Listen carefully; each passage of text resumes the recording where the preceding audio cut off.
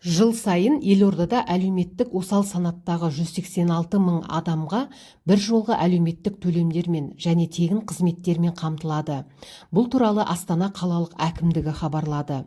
Ал биылдан бастап қалада жекелеген азаматтарға жаңа әлеуметтік көмек енгізілді.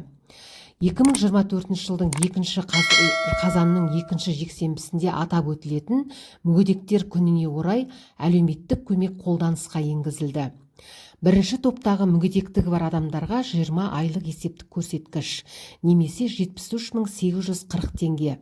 Екінші топтағы мүгедектігі бар адамдарға және барлық топтағы 18 жасқа дейінгі мүгедектігі бар балаларға 10 айлық есептік көрсеткіш, немесе 36.920 теңге.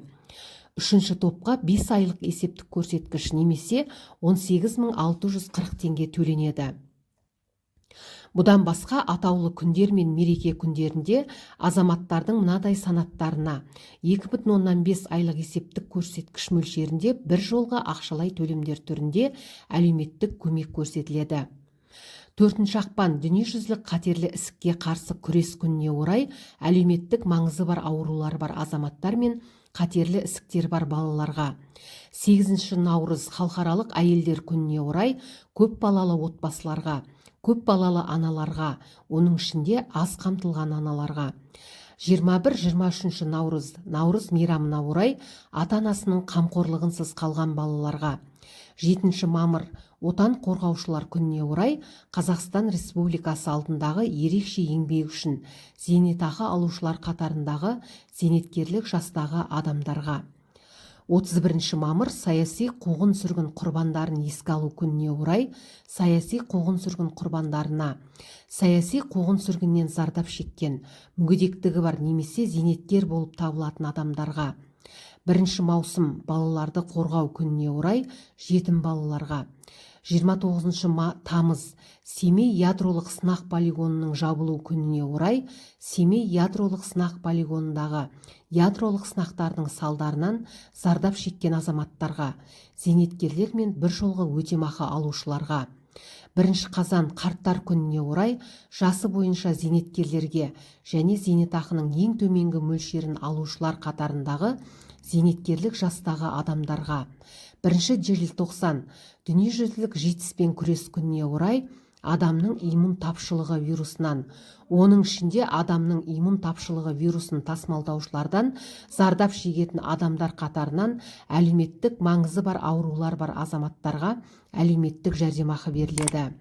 Бұдан басқа жаппай саяси қуғын-сүргін құрбандарын оңалту туралы Қазақстан Республикасының заңында белгіленген тәртіппен 1986 жылғы 17-18 желтоқсандағы Қазақстандағы оқиғаларға қатысушылар қатарындағы саяси қуғын-сүргін құрбандарына 16 желтоқсанда 60 айлық есептік мөлшерінде әлеуметтік көмек көрсетіледі.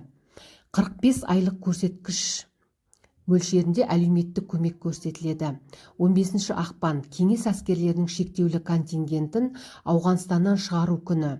Ардагерлер туралы Қазақстан Республикасы заңының 5 бабының 2, 3, 4, 5 тармақтарында көрсетілген басқа мемлекеттердің аумағындағы жауынгерлік іс-қимылдарға қатысқан ардагерлерге, Ауғанстанда әскери қызмет өткеру кезінде жаралануы, контузия алуы, мертігуі немесе ауруы салдарынан мүгедектігі бекітілген әскерилерге.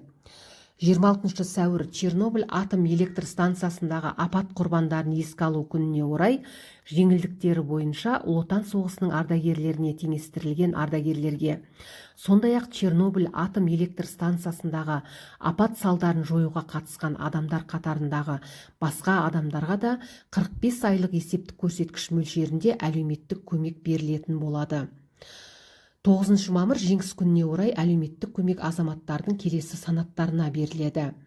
Ұлы Отан соғысының ардагерлеріне 1 миллион теңгеден, басқа мемлекеттердің аумағында жауынгерлік іс-қимылдарға ардагерлерге, еңбек ардагерлеріне 15 айлық есептік көрсеткіш көлемінде көмек көрсетіледі.